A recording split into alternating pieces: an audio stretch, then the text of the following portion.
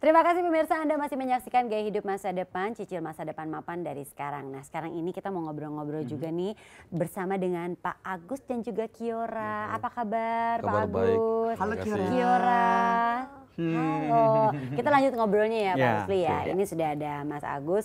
Kita ingin tahu nih, boleh sedikit cerita Mas, ini di saat umur berapa akhirnya mengetahui bahwa Kiora menderita leukemia, dan ini bagaimana cerita kelanjutannya? Pertama kali dia terkena leukemia saya baru tahu pada saat umurnya 4,5 tahun. Oke. Ya, 4,5 tahun. Jadi setelah terdiagnosa harus diambil tindakan berupa kemoterapi selama 10 bulan. Dan habis itu akan di-maintain sebulan sekali untuk sampai 5-6 tahun ke depan. Oh, sampai 5 dan 6 tahun ke depan. Tapi semua ini sekarang kan untuk kemoterapinya juga ditanggung kan ya? Ya, benar sekali. Jadi memang tidak terbebani juga untuk biaya kemoterapi jadinya benar. Pak ya? Ya, dan sekarang Kiora usianya berapa Pak? 5,5. 5,5 tahun ya. Oh, oke. Dan kondisinya sekarang gimana Pak? Kondisinya sekarang sih sudah jauh lebih baik daripada sebelumnya. Ya, sekarang dia sudah bisa beraktivitas kembali, sudah bisa kembali ke sekolah, dan sudah bisa bermain kembali, sudah bisa jalan kembali. Dibanding tadi pas pertama kali kena leukemia, nggak bisa jalan dan sekolahnya juga harus berhenti. Gitu loh. Awal tahu bahwa Kiora menderita leukemia itu bagaimana Pak? Pertamanya saya juga tidak tahu dia itu menderita leukemia. Karena pada saat itu kan dia menderita demam, demam yang tidak kunjung sembuh gitu loh. Jadi ke dokter, demamnya hilang, seminggu demam kembali, gitu berlanjut selama 2 bulan. Akhirnya dilakukan tes biopsi, dari situ ketahuan bahwa dia memang menderita leukemia. Oke. Tapi memang Pak Agus sendiri sudah mempersiapkan asuransi sudah sejak lama ya Pak ya?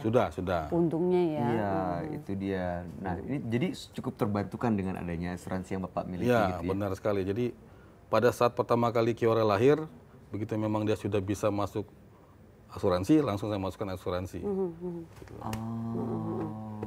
oke. Pak Rusli gimana Pak? Iya, Ada iya, tanggapan iya. mungkin melihat kasus yang dialami oleh Pak Agus dan Ya, Kiora? dalam hal ini sudah menjadikan sebuah bukti ya bahwasanya asuransi itu kan adalah sebuah produk yang unik ya. Jadi seperti sedia payung sebelum hujan. Dalam hal ini kalau seandainya kejadian-kejadian resiko-resiko dalam kehidupan seperti sakit atau kecelakaan yang tidak bisa dihindari itu kan kita nggak tahu itu kapan terjadi. Ya. Tapi pada saat kalau sampai itu terjadi, pada saat kita sudah punya polis asuransi kan setidaknya itu bisa membantu lah ya dari sisi ekonomi.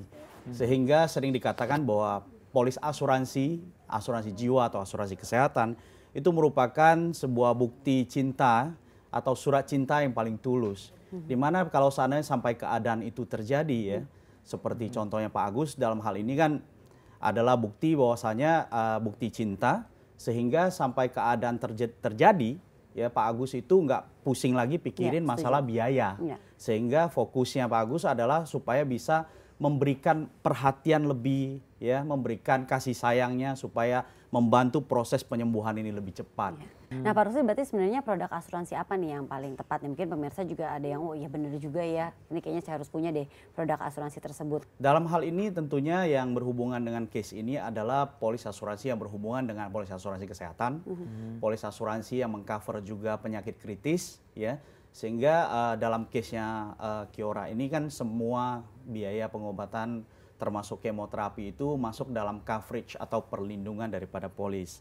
Walaupun ini adalah merupakan bagian daripada program perlindungan yang setidaknya bisa membantulah meringankan dari sisi ekonomi. Sehingga orang tua ataupun siapapun ahli waris bisa mencurahkan perhatiannya, memberikan kasih sayang perhatiannya untuk bisa membantu proses recovery lebih cepat. Setuju. Ini harusnya jadi inspirasi buat kita semua jadi ya. Mungkin bentuk cinta orang tua ke anaknya ya bisa diwujudkan. Atau orang-orang terkasih ya. Betul sekali dengan adanya perlindungan melalui asuransi gitu ya. Apa yang membuat Pak Agus harus punya asuransi nih buat Kiora? Jadi saya orangnya itu bersifat saya harus prepare gitu loh untuk segala macam kejadian-kejadian yang di luar nanti kita bisa prediksi, terutama untuk anak, ya, terutama untuk anak dan istri, yang paling kita tidak bisa kita prediksi adalah kan kesehatan. Apa yang akan terjadi kemudian di masa akan depan kita nggak tahu. Dan saya harus siap. Dari situ maka saya membeli produk asuransinya Manulife.